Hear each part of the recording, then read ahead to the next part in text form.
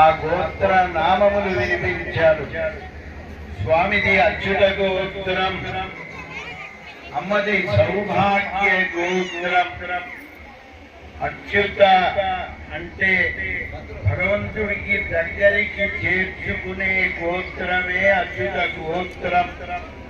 మనం ఎన్నో జన్మలలో ఆయనకి స్వామిని మరచిన మనల్ని ఇదో ఇలా అమ్మది సౌభాగ్య గోత్రం.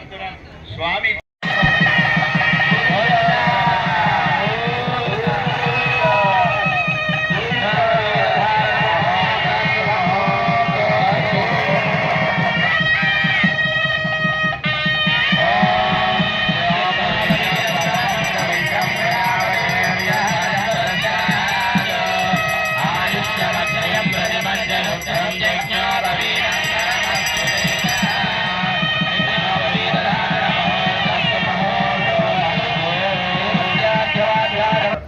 సందేశం.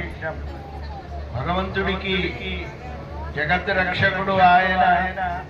రక్షాబంధన కార్యక్రమం అంటే కంకణాన్ని ధరింపజేస్తారు. భక్త కోటి అంతా స్వామిని ప్రార్థిస్తూ కంకణ ధారణ గావించడం ఒక గొప్ప అదృష్టం.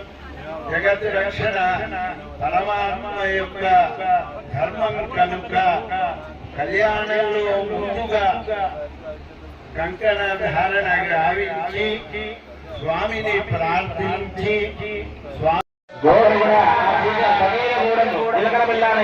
తిలకరించి నమస్కారం చేసుకోండి. గోవిందా గట్టిగా చెప్పాలండి. గోవిందా గోవిందా. Oh.